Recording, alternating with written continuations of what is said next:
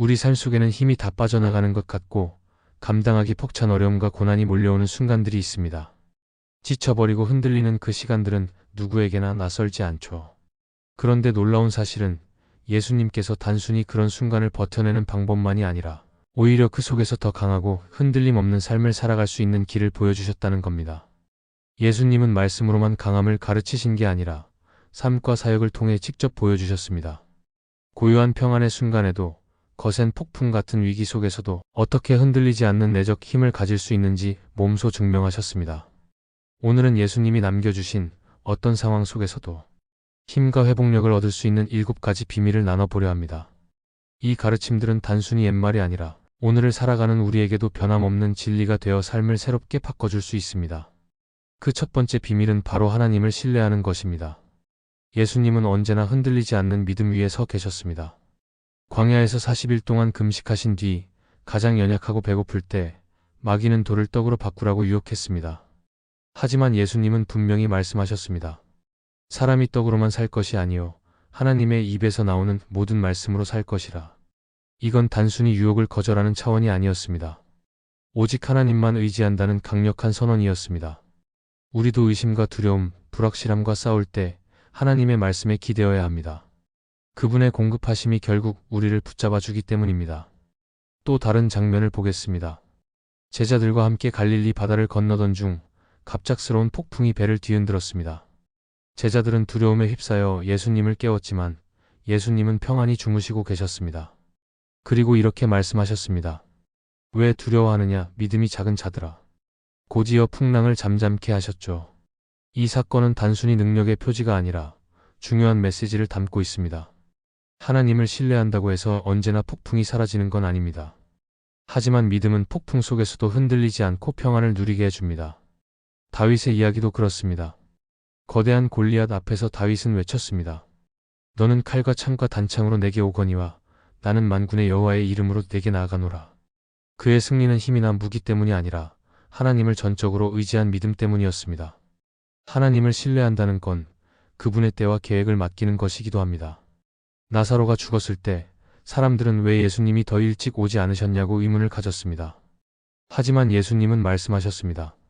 이 병은 죽을 병이 아니라 하나님의 영광을 나타내려 함이라. 마침내 때가 되어 나사로를 살리심으로 하나님의 영광을 드러내셨습니다. 우리가 이해할 수 없을 때에도 하나님의 시간은 언제나 완벽합니다. 잠언 3장 5절 6절은 이렇게 말합니다. 너는 마음을 다하여 여호와를 신뢰하고 내 명철을 의지하지 말라. 너는 범사에 그를 인정하라. 그리하면 내 길을 지도하시리라. 믿음은 한 번의 결단으로 끝나는 게 아니라 매일매일 하나님의 약속을 붙잡는 훈련입니다. 흔들리지 않는 회복력은 바로 그분께 믿음을 두는 데서 시작됩니다. 두 번째 비밀은 기도입니다. 기도는 단순한 의식이 아니라 하나님과 연결되는 생명선입니다. 예수님은 기도를 가르치셨을 뿐 아니라 삶으로 보여주셨습니다. 겟세마네 동산에서 십자가를 앞두고 깊은 슬픔에 잠기셨을 때도 예수님은 기도로 하나님께 나아가셨습니다. 내 아버지여, 할만하시거든 이 잔을 내게서 지나가게 하옵소서. 그러나 나의 원대로 마시옵고 아버지의 원대로 하옵소서. 예수님은 단 한 번이 아니라 3번이나 같은 기도를 올리셨습니다.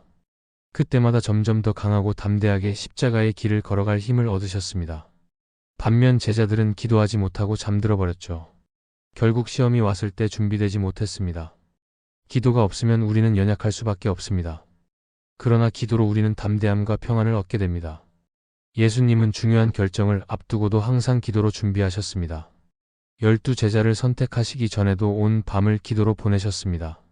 우리 역시 인생의 갈림길 앞에서 기도를 통해 하나님의 뜻을 구해야 합니다. 데살로니가전서 5장 17절은 말합니다. 쉬지 말고 기도하라.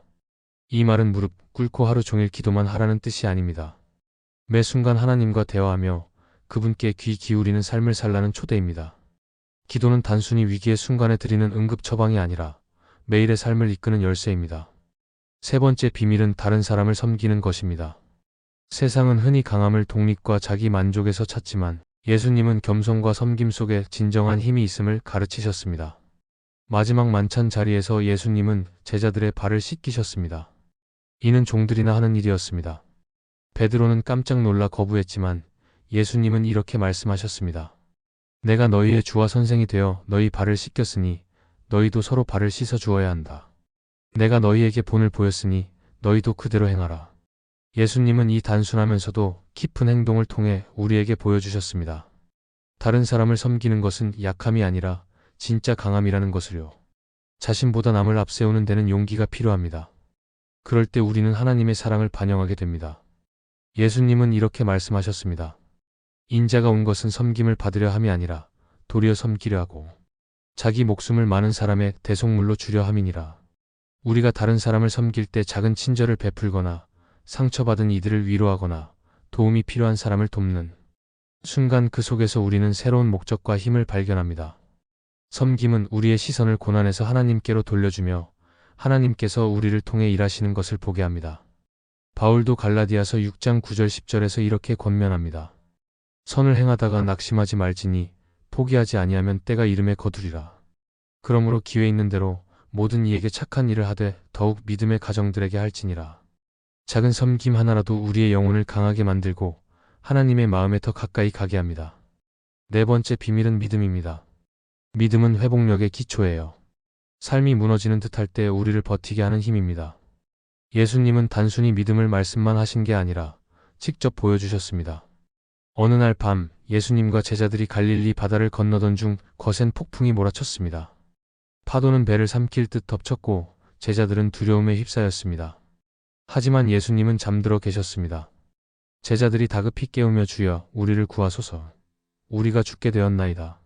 라고 외치자 예수님은 폭풍을 꾸짖으시며 말씀하셨습니다. 믿음이 작은 자들아 왜 무서워하느냐? 곧 바람과 파도가 잔잔해졌습니다. 이것은 단순한 기적의 장면이 아니라 믿음의 교훈이었습니다. 믿음은 폭풍을 없애주진 않아도 폭풍 속에서도 흔들리지 않고 나아갈 수 있는 힘을 줍니다. 믿음은 또한 돌파구의 열쇠입니다. 12년 동안 혈루증으로 고통받던 여인이 있었습니다. 가진 것을 다 치료에 쏟아부었지만 아무 소용이 없었죠. 그러나 그녀는 예수님의 옷자락만 만져도 낫겠다는 믿음을 가졌습니다. 용기를 내어 손을 뻗는 순간 그녀는 곧바로 치유되었습니다. 예수님은 말씀하셨습니다. 딸아, 내 믿음이 너를 구원하였으니 평안히 가라. 내 병에서 놓여 건강할지어다. 이 이야기는 믿음이 우리를 하나님의 능력에 연결한다는 것을 보여줍니다. 아무리 절망적인 상황 속에서도 믿음은 변화를 일으킵니다. 예수님은 또 이렇게 말씀하셨습니다. 너희가 겨자씨 한 알만한 믿음이 있으면 이 산더러 옮겨지라 하여도 옮겨질 것이다. 너희가 못할 일이 없으리라. 믿음이 크고 화려할 필요는 없습니다. 살아있는 믿음이라면 겨자씨만큼 작아도 산을 옮깁니다. 요한복음 14장 27절에서 예수님은 이렇게 약속하셨습니다. 평안을 너희에게 끼치노니 곧 나의 평안을 너희에게 주노라. 내가 주는 것은 세상이 주는 것과 같지 아니하니라. 너희는 마음에 근심도 말고 두려워하지도 말라. 믿음은 폭풍을 없애는 게 아니라 폭풍 속에서도 평안을 누리며 담대히 걸어가게 합니다. 다섯 번째 비밀은 용서입니다. 용서는 가장 강력하면서도 어려운 행위 중 하나입니다. 잘못을 눈감아 주는 게 아니라 우리 자신을 원망과 분노의 사슬에서 풀어주는 것입니다. 예수님은 십자가 위에서 우리에게 그 본을 보여주셨습니다. 아버지, 저들을 사하여 주옵소서. 자기들이 하는 것을 알지 못함이니이다. 이 놀라운 은혜의 기도는 단지 그분을 못 박은 사람들만을 위한 게 아니었습니다. 모든 사람을 향한 교훈이었습니다. 용서는 상대방의 문제가 아니라 우리 마음의 상태입니다. 분노 대신 자유를, 복수 대신 사랑을 선택하는 것입니다. 많은 사람들은 용서를 약함으로 여기지만 예수님은 그것이 진정한 강함임을 보여주셨습니다. 용서한다는 것은 아픔을 잊는 게 아니라 그 아픔을 하나님께 맡기고 치유와 공의를 그분께 의탁하는 것입니다. 예수님은 마태복음 6장 14절 15절에서 이렇게 말씀하셨습니다. 너희가 사람의 잘못을 용서하면 너희 하늘 아버지께서도 너희 잘못을 용서하시려니와 너희가 사람을 용서하지 아니하면 너희 아버지께서도 너희 잘못을 용서하지 아니하시리라. 용서를 붙잡지 않으면 무거운 짐을 지고 사는 것과 같습니다. 평안을 잃고 하나님의 은혜의 흐름이 막히게 되죠. 바울도 에베소서 4장 31절 32절에서 이렇게 말합니다. 서로 친절하게 하며 불쌍히 여기며 서로 용서하기를 하나님이 그리스도 안에서 너희를 용서하심 같이 하라. 용서는 한 번의 결심으로 끝나지 않습니다. 아픔이 다시 올라올 때마다 우리는 다시 용서하기로 선택해야 합니다. 쉽지는 않지만 그 과정을 통해 하나님의 사랑에 우리 마음이 맞춰지고 자유와 평안을 경험하게 됩니다. 여섯 번째 비밀은 하나님의 뜻에 순종하는 것입니다. 예수님은 삶 전체를 통해 우리에게 보여주셨습니다. 하나님의 뜻에 순복한다는 것은 소극적으로 체념하는 게 아니라 하나님의 길이 우리의 길보다 더 높고 선하다는 것을 믿고 맡기는 것입니다. 십자가를 앞두고 겟세마네 동산에서 예수님은 깊은 슬픔과 두려움 속에서 이렇게 기도하셨습니다. 아버지여, 만일 아버지의 뜻이거든 이 잔을 내게서 옮기시옵소서. 그러나 내 원대로 마옵시고 아버지의 원대로 되기를 원하나이다. 예수님의 기도는 인간적인 바람과 하나님의 뜻 사이의 긴장을 보여줍니다. 그러나 결국 예수님은 하나님의 뜻을 따르셨습니다. 그분의 말씀, 내 원대로 마옵시고 아버지의 원대로 하옵소서는 진짜 회복력은 하나님의 선하신 계획을 신뢰할 때 나온다는 것을 가르쳐 줍니다. 잠언 16장 9절은 이렇게 말합니다. 사람이 마음으로 자기의 길을 계획할지라도 그의 걸음을 인도하시는 이는 여호와시니라. 우리 계획이 무너질 때 쉽게 낙심하기 마련이지만 하나님은 언제나 더 크고 완전한 길로 인도하십니다. 우리는 종종 좌절하거나 낙심할 때가 있습니다. 하지만 예수님은 하나님의 뜻에 순종할 때 평안과 분명함을 얻을 수 있다고 가르쳐 주셨습니다. 로마서 8장 28절은 이렇게 약속합니다. 하나님을 사랑하는 자, 곧 그 뜻대로 부르심을 입은 자들에게는 모든 것이 합력하여 선을 이루느니라. 하나님의 뜻에 순복하는 것은 한 번으로 끝나는 결단이 아니라 매일의 선택입니다. 불확실한 길을 걸을 때도, 응답을 기다릴 때도, 고난 속을 지날 때도 하나님의 계획이 완전함을 믿을 때 우리는 힘을 얻습니다. 일곱 번째 비밀은 감사입니다. 감사는 우리의 시선을 부족한 것에서 하나님의 풍성한 은혜로 돌려주어 소망과 회복력을 가지고 삶의 도전을 맞이할 힘을 줍니다. 감사는 순간의 기분이 아니라 영적인 훈련이며 하나님과의 관계를 깊게 만들어 줍니다. 예수님의 사역 속에서 감사는 늘 중요한 모습이었습니다. 대표적인 장면이 바로 오병이어 사건입니다. 수많은 사람들이 굶주려 있었고 가진 것은 보리떡 5개와 물고기 2마리뿐이었습니다. 그러나 예수님은 부족함에 집중하지 않으셨습니다. 하늘을 우러러 감사의 기도를 드리셨습니다. 그 순간 떡과 물고기는 나뉘어져 모든 사람이 배불리 먹고도 남았습니다. 이것은 단순한 기적이 아니라 시각을 바꾸는 교훈이었습니다. 예수님은 감사가 하나님의 은혜의 문을 열고 그분의 충분하심을 드러낸다는 것을 보여주셨습니다. 감사는 풍족할 때만 드리는 것이 아닙니다. 고난의 때에도 감사를 선택하는 것이 믿음의 길입니다. 예수님은 나사로의 무덤 앞에서도 감사로 기도를 시작하셨습니다. 아버지여, 내 말을 들으신 것을 감사하나이다. 죽음을 앞둔 상황에서도 예수님은 하나님의 능력과 계획을 신뢰하며 감사를 드렸습니다. 감사는 고통을 부정하는 것이 아니라 그 속에서도 하나님의 신실하심을 바라보는 것입니다. 감사는 좋은 날에만 필요한 것이 아닙니다. 매일의 습관으로 길러야 합니다. 작은 축복, 아침의 햇살, 누군가의 따뜻한 말 한마디, 또 하루를 견딜 수 있는 힘부터 감사해 보세요. 감사 일기를 써내려가며 하나님의 선하심을 기록하는 것도 좋은 방법입니다. 특별히 힘든 순간일수록 감사는 우리를 더 강하게 만듭니다. 예수님은 감사가 상황에 좌우되지 않고 하나님의 변함없는 선하심에 대한 신뢰에서 흘러나온다는 것을 보여주셨습니다. 감사하는 마음으로 살아갈 때 우리는 어떤 시련 앞에서도 힘을 얻고 세상이 줄 수 없는 평안을 누리게 됩니다. 이제 오늘 우리가 함께 나눈 진리들을 되새겨보며 기도로 나아가겠습니다. 이 기도는 여러분의 짐을 하나님께 맡기고 주님의 힘을 구하며 예수님의 본을 따라 살기를 다짐하는 시간이 될 것입니다. 하늘에 계신 아버지, 열린 마음으로 주님 앞에 나아갑니다.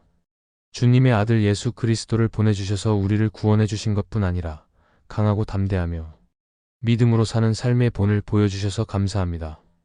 예수님처럼 모든 일에 하나님을 신뢰하며 기도로 주님을 찾고 겸손히 섬기며 은혜로 용서할 수 있게 도와주세요. 때로 길이 불확실하고 힘겨울 때에도 주님을 따르는 발걸음을 멈추지 않게 하소서. 제가 지쳐 힘이 빠질 때 주님이 나의 피난처이시며 환난 때마다 늘 함께 하시는 도움이심을 기억하게 하소서. 제 마음을 주님께 맡기며 제 뜻이 아니라 주님의 온전한 뜻이 이루어지기를 원합니다. 기도가 단순한 말이 아니라 주님의 마음과 이어지는 시간이 되게 하시고 모든 결정 속에서 주님의 인도하심을 구하게 하소서. 주님의 임재 안에서 참된 쉼을 누리며 믿음으로 담대히 나아가게 하소서. 주님, 제 눈을 열어 주변의 필요를 보게 하시고 예수님처럼 사랑으로 섬기게 하소서. 작은 친절과 섬김을 통해 주님의 사랑을 전하며 소망이 필요한 이들에게 빛이 되게 하소서. 주님, 제가 용서받은 것처럼 용서하게 하소서. 제 안에 남아있는 쓴 뿌리와 분노를 제거하시고 은혜와 긍휼로 채워주소서. 용서함으로 자유를 누리게 하시고 주님의 사랑 안에 살아가게 하소서. 마지막으로 언제나 감사하는 삶을 살게 하소서. 도전 속에서도 주님의 은혜를 바라보며 풍성한 축복을 기억하며 늘 감사로 고백하게 하소서. 제 감사가 주님과 저를 더욱 가깝게 하고 또 다른 이들에게 빛이 되게 하소서. 주님, 변함없는 사랑과 힘 주심에 감사드립니다. 언제나 저와 함께 하시며 제가 약할 때 저를 붙들어 주심에 감사합니다. 주님 안에 있는 한 저는 결코 홀로가 아님을 믿습니다. 오늘 제 삶을 주님께 맡기며 주님의 선하신 계획과 변함없는 약속을 신뢰합니다. 예수님의 이름으로 기도드립니다. 아멘.